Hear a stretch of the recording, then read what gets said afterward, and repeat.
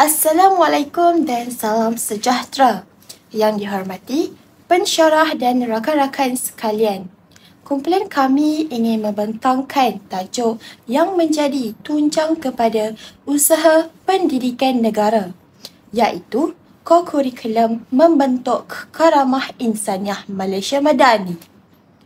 Tajuk ini sebenarnya datang daripada big idea tugasan kita yang mengajak kita berfikir bagaimana kokurikulum bukan sekadar aktiviti luar bilik darjah, tetapi satu alat pembentukan insan yang berakhlak dan berjati diri tinggi.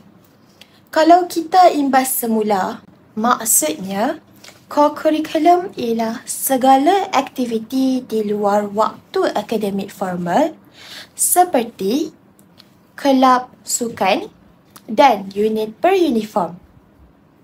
Karamah insaniah bermaksud keunggulan insan seseorang yang bukan hanya cemerlang akademiknya, tetapi beradab, bertanggungjawab dan berkhidmah. Dan Malaysia Madani pula menekankan nilai kemanusiaan, hormat, ihsan, kesejahteraan dan kemampanan. Jadi, pembentangan kami akan menjawab persoalan utama, iaitu bagaimana pelaksanaan dan pengurusan aktiviti kokurikulum di sekolah berpandukan dasar-dasar KPM boleh membentuk karamah insaniah sekaligus menjayakan gagasan Malaysia Madani. Dengan itu, mari kita telusuri satu persatu aspek penting yang menjadikan kokurikulum wadah pembangunan insan yang menyeluruh. Terima kasih Natasha. Untuk memahami kaitan kokurikulum dengan Malaysia Madani, kita perlu faham dulu falsafahnya. Malaysia Madani bukan hanya slogan politik, tapi satu kerangka pemikiran pembangunan berasaskan nilai kemanusiaan. Gagasan ini menekankan 6 teras utama. Yang pertama adalah kemampanan, iaitu menjaga keseimbangan antara kemajuan dan kelestarian. Kedua, kesejahteraan yang mengutamakan keharmonian dalam masyarakat. Ketiga, daya cipta, iaitu menjana idea, kreativiti dan inovasi. Keempat, hormat, menghargai kepelbagian dan adab dalam perhubungan. Yang kelima adalah keyakinan, yang menanamkan rasa percaya diri dan harga diri. Dan yang terakhir adalah ihsan, melakukan kebaikan dengan keikhlasan. Keenam-enam nilai ini membentuk asas kepada karamah insaniah. Pelajar yang mempraktikkan nilai ini dalam aktiviti kokurikulum akan menjadi insan yang bukan sahaja berilmu, tapi juga bermaruah dan bertanggungjawab. Sebagai contohnya, bila pelajar menyertai pasukan kadet remaja sekolah, bukan sahaja mereka bukan sekadar pelajar kawat, tapi belajar menghormati pemimpin, berdisiplin dan mengurus masa. Seterusnya, mencerminkan nilai hormat dan ihsan. Inilah bukti awal bahawa kokurikulum merupakan jambatan antara nilai madani dan pembentukan karamah insaniah.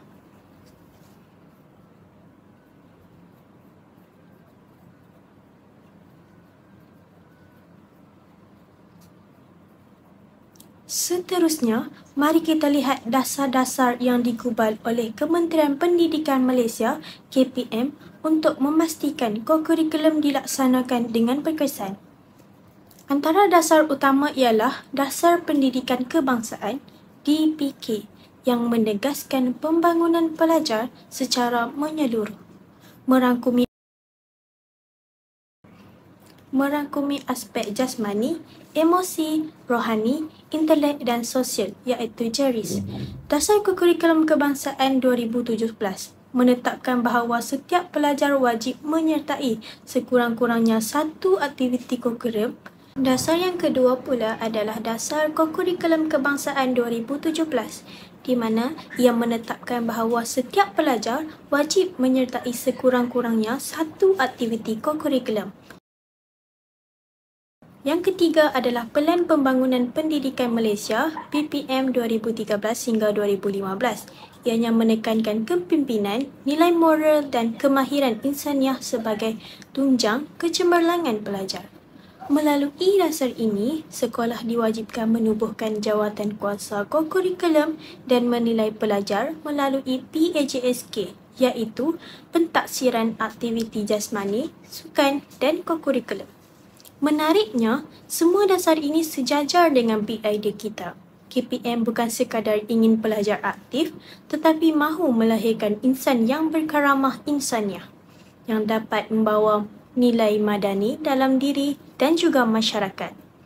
Sekarang, saya akan terangkan dengan lebih mendalam bagaimana dasar-dasar kokurikulum yang telah diterangkan tadi diterjemahkan dalam pelaksanaan sebenar di sekolah.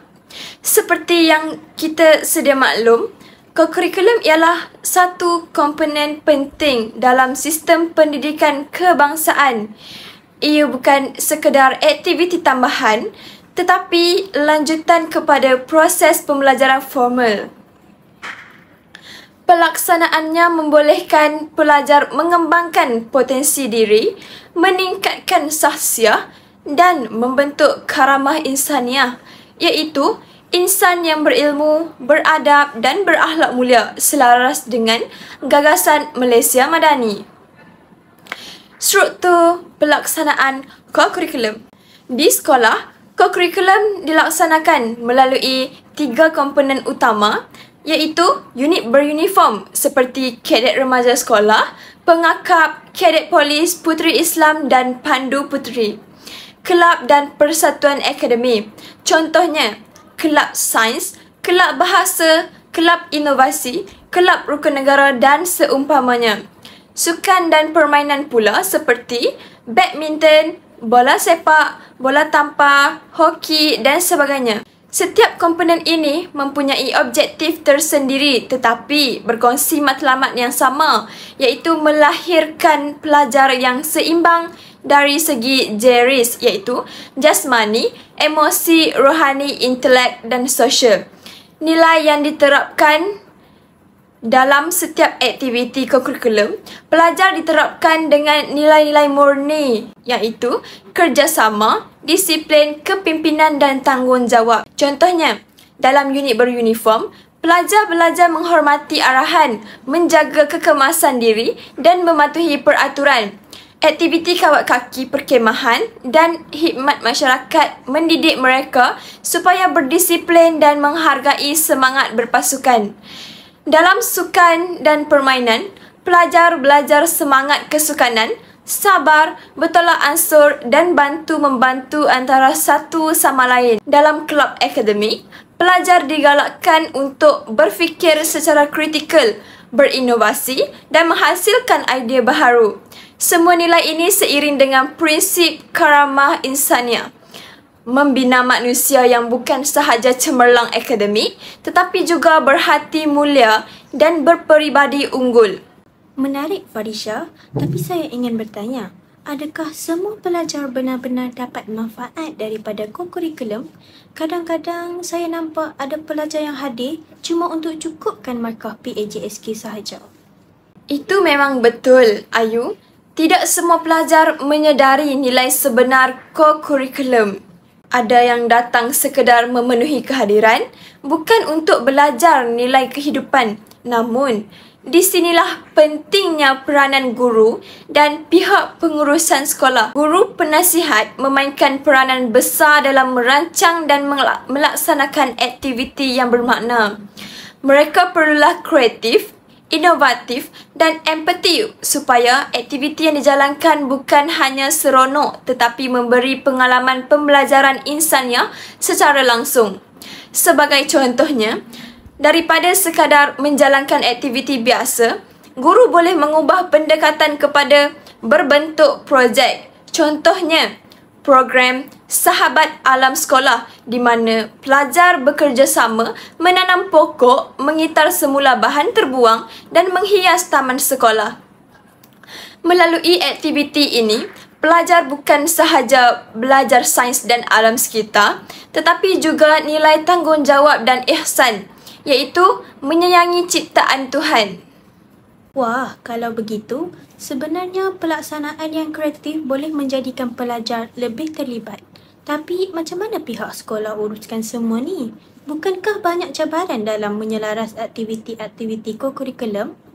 Betul, Ayu. Pengurusan yang baik ialah kunci utama kejayaan pelaksanaan kokurikulum. Di sekolah, pengurusan kokurikulum diketuai oleh Guru Penolong Kanan Kokurikulum, iaitu GPK Kokurikulum, yang bertanggungjawab menyelaras jadual aktiviti, memastikan kehadiran dan mengurus laporan tahunan setiap unit. Guru penasihat pula wajib menyediakan rancangan aktiviti tahunan dan laporan refleksi selepas setiap aktiviti dijalankan.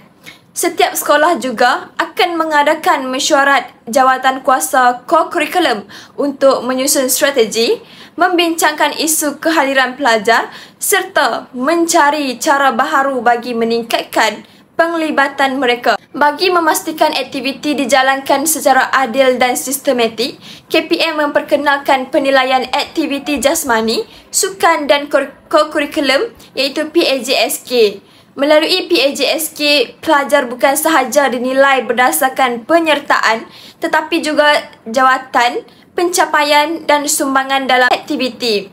Sistem ini memastikan pelajar yang benar-benar aktif mendapat pengiktirafan sewajarnya. Hubungan dengan nilai madani. Kalau kita kaitkan dengan 6 nilai teras Malaysia Madani, kemampanan, kesejahteraan, daya cipta, hormat, keyakinan dan ihsan. Semua ini dapat dibentuk melalui kokurikulum yang berkesan. Contohnya, aktiviti sukan melatih keyakinan diri dan kesejahteraan fizikal. Kelab inovasi menggalakkan daya cipta dan kemampanan. Program kebajikan masyarakat menanam ihsan dan hormat. Bila nilai-nilai ini digabungkan, ia membentuk ihsan yang seimbang, iaitu bukan sekadar cemerlang akademik tetapi juga berjiwa madani. Saya suka bila awak kaitkan dengan nilai madani itu. Tapi dalam realiti, kadang-kadang sekolah luar bandar kekurangan kemudahan berbanding sekolah bandar. Macam mana mereka melaksanakan kokurikulum supaya tetap berkesan? Ya, memang ada perbezaan antara sekolah bandar dan luar bandar dari segi kemudahan dan sumber. Namun, pelaksanaan kokurikulum tidak bergantung kepada kemewahan, kemudahan tetapi kepada semangat dan kreativiti pengurusan. Contohnya, sekolah luar bandar mungkin tidak ada padang besar tetapi mereka masih boleh mengadakan aktiviti seperti larian amal di sekitar kampung, program gotong royong, pertandingan memasak tradisional atau inovasi makanan tempatan. Aktiviti sebegini mengeratkan hubungan sekolah dengan komuniti setempat, membentuk pelajar yang berempati, menghormati orang tua dan berjiwa masyarakat. Ini sebenarnya selari dengan nilai karamah insaniah, iaitu membina manusia berakhlak tinggi dan bertanggungjawab terhadap persekitaran. Kesan positif kepada pelajar. Apabila kokurikulum dilaksanakan dengan baik, pelajar akan menunjukkan perubahan yang ketara. Mereka lebih berdisiplin dan yakin diri, lebih aktif dalam komunikasi dan kepimpinan, mempunyai semangat gotong royong dan prihatin terhadap orang lain. Contohnya, ada pelajar yang dulunya pasif dan pemalu, tetapi selepas menjadi pengacara majlis kelab bahasa Melayu, dia mula berani bercakap dan kini aktif dalam pidato. Ini contoh nyata bahawa kokurikulum membentuk insan yang memiliki karamah insaniah tinggi. Jadi, jelaslah bahawa pelaksanaan dan pengurusan kokurikulum bukan sekadar aktiviti sampingan, tetapi satu usaha berterusan untuk melahirkan pelajar yang seimbang dan berperibadi mulia. Tepat sekali, Ayu. Kokurikulum adalah medan latihan kehidupan sebenar-benarnya. Ia mengajar pelajar untuk menjadi pemimpin, rakan yang setia, warga negara yang bertanggungjawab dan manusia yang beradab. Inilah tujuan sebenar pendidikan dalam kerangka karamah insaniah Malaysia Madani, membina bangsa yang berilmu, beradab dan berjiwa besar. Mari kita kaitkan terus dengan nilai madani. Bila kita bandingkan prinsip kokurikulum dengan 6 taras madani, kita nampak padanan yang jelas. Nilai madani yang pertama ialah kemampanan. Contoh melalui kokurikulum ialah projek Kita Semula dan kelestarian alam. Kedua, kesejahteraan. Contoh melalui kokurikulum ialah program gotong royong dan sukaneka. Ketiga ialah daya cipta. Contoh melalui kokurikulum ialah pertandingan inovasi dan reka cipta pelajar. Keempat, hormat. Contoh melalui kokurikulum ialah etika alam pertandingan dan disiplin pasukan. Yang kelima ialah keyakinan seperti dalam aktiviti pidato, debat dan kepimpinan pelajar. Dan yang terakhir, ihsan, program khidmat masyarakat dan derma kebajikan.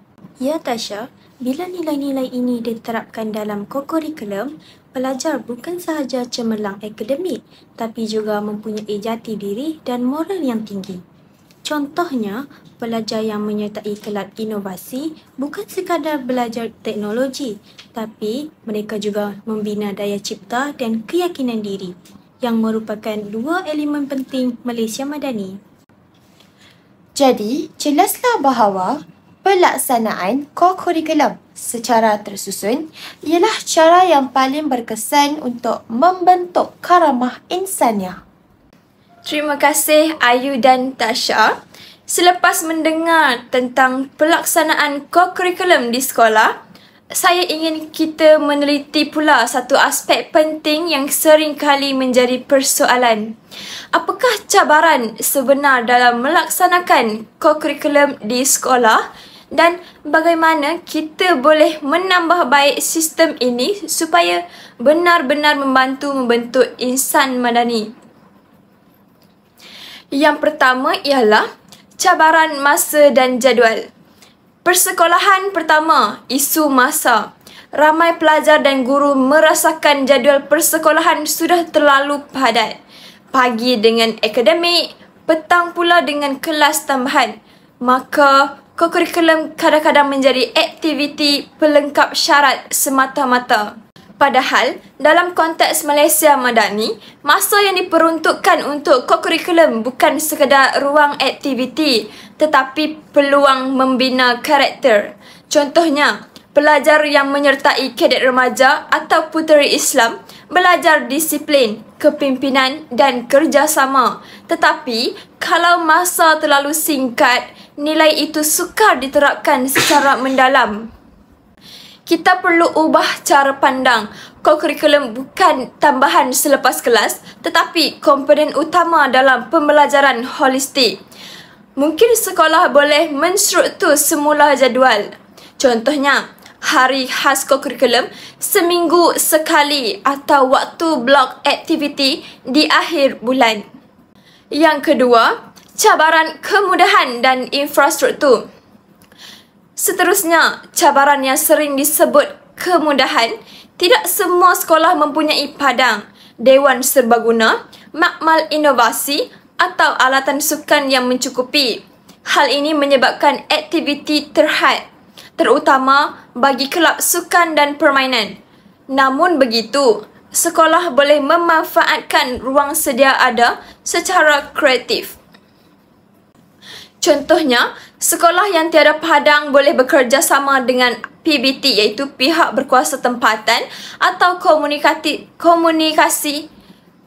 setempat dan menggunakan kemudahan awam seperti dewan komuniti, taman rekreasi atau gelanggang serbaguna. Ini seiring dengan prinsip kesejahteraan dan keterhubungan komuniti dalam konsep madani, iaitu saling menyokong antara sekolah dan masyarakat. Seterusnya ialah sikap pelajar.